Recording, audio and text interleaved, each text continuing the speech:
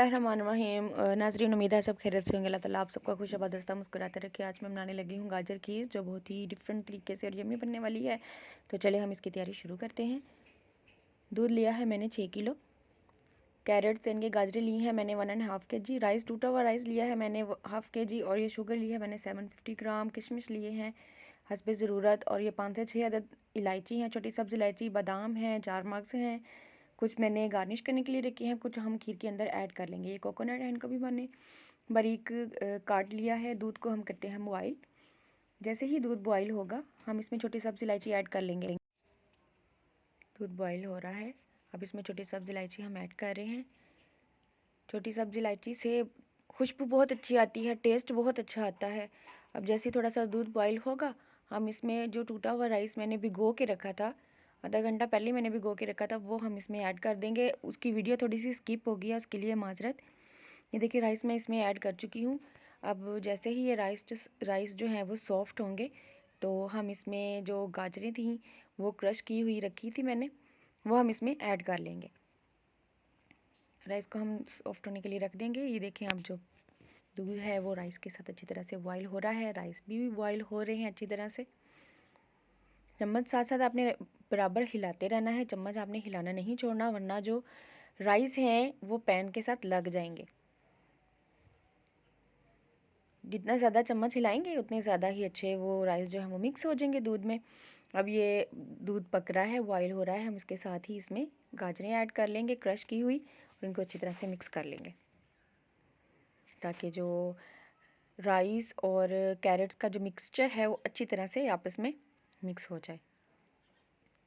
चम्मच हिलाते रहना है ताकि ये आपस में ये नीचे पैन के साथ लग ना जाए, जल ना जाए, वरना इसकी स्मेल बहुत बुरी होएगी और टेस्ट भी अच्छा नहीं आएगा। ये जब साथ ही अब हम इसमें शुगर ऐड कर लेंगे।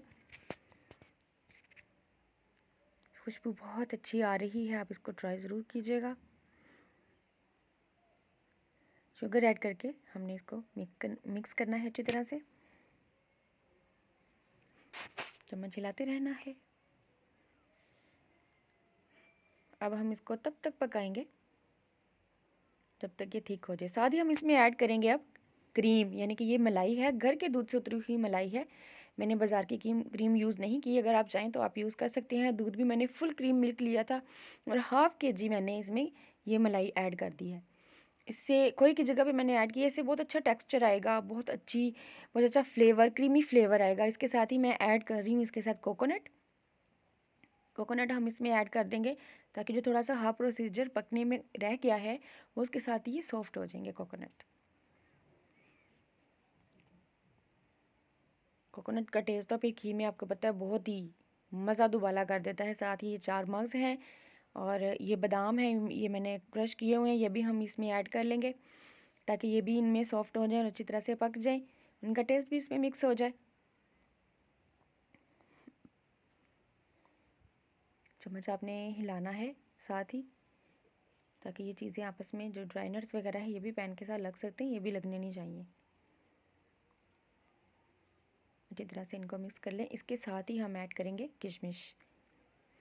इनको मैंने भिगो के वॉश करके रख दिया था ताकि थोड़े से सॉफ्ट हो जाए। अब हम इसको इसमें ऐड कर लेंगे और जो बाकी थोड़े से मैंने रखे थे अलहदा से वो हम उससे गार्निश कर लेंगे।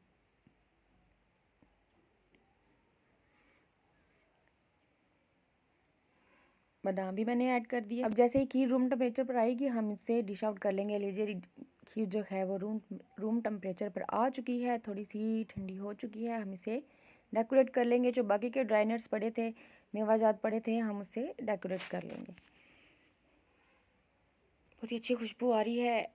और ये देखें मैंने इस तरीके से इसको गार्निश किया है ये सारे ड्राई नट्स वगैरह से। तो आप अपनी मर्ज़ी से चाहें जैसे मर्ज़ी इसको गार्निश कर ले, मैंने इस तरीके से किया है। और आज की ये जो रेसिपी है आपको कैसी लगी, हमें अपने कमेंट बॉक्स में अपनी राय से आगाह ज़रूर कीजिएगा और हमें बताइएगा कि हमारी ये रेसिपी कैसी है। और दुआओं में याद रखिएगा।